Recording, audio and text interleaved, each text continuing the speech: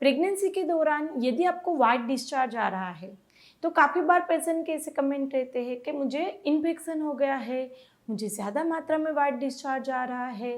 तो क्या ये कोई डरने वाली तो बात नहीं है, लेकिन एक्चुअली प्रेगनेंसी के दौरान जो वाइट डिस्चार्ज होता है वो आपकी प्रोटेक्टिव मैकेनिज्म है, यानी कि वो आपकी प्रेगनेंसी और आपके बच्चे को प्रोटेक्ट करता है। तो कैसा होना चाहिए वाइट डिस्चार्ज? जो हमें फ़ायदा करेगा प्रेगनेंसी में, वो हमें हेल्प करता है। और कुछ ऐसे सिम्टम है, यदि आपको वाइट डिस्चार्ज से वो अलग हो जाए, यदि और साथ में ऐसा सिम्टम दिखे, तो वही डिस्चार्ज आपकी प्रीटर्म लेबर यानी कि डिलीवरी जल्दी हो जाना, बच्चेदानी का मुख खुल जाना, आपका पानी शुरू हो जाना, लेबर पेन शुरू हो जाना, उसका रीज़न बन जाता है। कभी कभी वो ऊपर जाके बच्चे की आँख में दिक्कत कर देता है, यानी कि यदि इन्फेक्शन हो जाता है तो वो हर लेवल पे हमें परेशान करेगा। तो उसके डिफ्रेंशिएटिंग पॉइंट हम आज आपको डिस्कस करेंगे कि क्या हमें ऐसे दिखे सिम्टम, जब तक हमें कोई टेंशन लेने की ज़रूरत नहीं, क्योंकि बिना मतलब की एंजाइटी भी परेशान करती है। तो ये सिम्टम में नॉर्मल है करके हमें उसको अवॉइड भी नहीं करना है। तो सबसे पहले बात करते हैं नॉर्मल डिस्चार्ज कौन सा होता है, जो चीज़ नॉर्मल है। सबसे पहले डिस्चार्ज मिल्की वाइट डिस्चार्ज आएगा, थोड़ा पतला रहेगा। यदि आपको दही की तरह डिस्चार्ज आता है, बहुत ही ज़्यादा कर्डी डिस्चार्ज आता है जिसके अंदर बहुत ज़्यादा बदबू होता है, तो वो दिक्कत। लेकिन मिल्की वाइट डिस्चार्ज आता है, पतला डिस्चार्ज है और वो पूरा दिन आता रहता है, पेंटी पे चिपक भी जाता है, पेंटी पे वो येलो दाग भी छोड़ देता है। काफ़ी बार पेशेंट में यदि हमारे पेशेंट जिसको हमसे कंसीव हुआ है तो वो आगे भी वहाँ पे परेशान रहेंगे, तो इसे फ़ोटो भेजते हैं कि हमें पेंटी पे इस तरह से येलो निशान छोड़ देता है ये डिस्चार्ज, तो क्या ये इन्फेक्शन का सिम्टम? मुझे बहुत डर लग रहा है।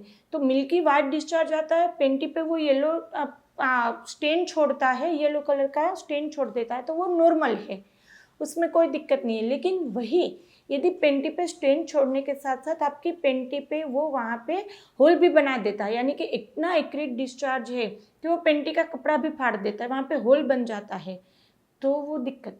इस तरह से एक्रीट डिस्चार्ज नहीं होना चाहिए। येलो स्टेन छोड़े वो नॉर्मल है, लेकिन यदि वो पेंटी पे होल बना देता है, वो उसको फाड़ देता है, तो वहाँ पे वो दिक्कत है। तो गायनेक से मिल रही वो एक्रीट डिस्चार्ज है, वो परेशान करेगा।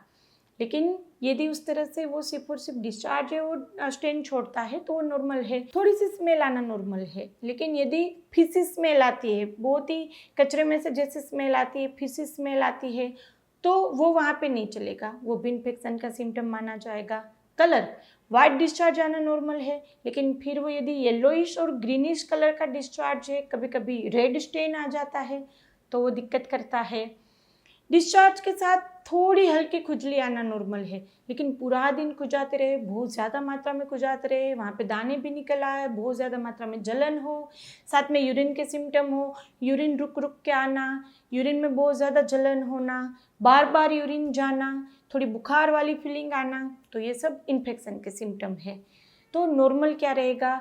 मिल्की वाइट येलोइश डिस्चार्ज, थोड़ी सी स्मेल आना और पेंटी पे सिर्फ स्टेन छोड़ना, ये नॉर्मल है। उसके अलावा यदि सिम्टम दिखता है तो वो वहाँ पे खतरे की निशानी है। अब हमने जैसे बता, इन्फेक्शन को ट्रीट नहीं करेंगे तो वो इन्फेक्शन ऊपर चला जाएगा और वो बच्चेदानी का मुख खोल देता है। और यदि जो नॉर्मल डिस्चार्ज है वो क्या काम करता है? वो प्रोटेक्टिव मैकेनिज्म है, यानी कि वो यदि बैक्टीरिया अंदर गया, आप पब्लिक टॉयलेट इस्तेमाल करने गए, कहीं इस तरह से गए, तो बाहर से इन्फेक्शन लग जाता है। जैसे ही बैक्टीरिया फंगस अंदर जाता है वो डिस्चार्ज और बढ़ जाता है और उसके साथ वो फ्लश आउट कर देता है, तो वो नॉर्मल है। अच्छी बात है कि हमारी बॉडी को वो बाहर के बैक्टीरिया और फंगस से बचाता है। लेकिन वहाँ पे यदि वो ग्रीनिश येलोइश हो जाता है तो इन्फेक्शन ऑलरेडी लग गया है, तो फिर वहाँ पे हमें ट्रीटमेंट की ज़रूरत है। तो ये डिस्चार्ज हमें फ़ायदा भी करता है, और यदि उसमें डिफ्रेंसिएशन आए, यानी कि उसमें इन्फेक्शन लग जाता है, तो फिर वहाँ पे हमें वो प्रेगनेंसी में परेशान कर सकता है। तो इस तरह से यदि इन्फेक्शन आया तो तुरंत अपने गायनिक से मिलिए और उसको वहाँ पे ट्रीटमेंट कराइए। और इन्फेक्शन ना लगे उसके लिए आपको अपने प्राइवेट पार्ट को अच्छे से दिन में 2 बार साबुन से नहाते समय अच्छे से धोना है। दूसरा, वहाँ पे रात में सोते समय आपको अंडरवियर निकाल देना है। ऐसे ही सिर्फ और सिर्फ ट्रैक पैंट पहन के सोइए, जिससे वहाँ पे वेंटिलेशन अच्छा होगा और कभी कभी पसीने के चलते भी जो दिक्कत आ जाती है वो नहीं आएगी।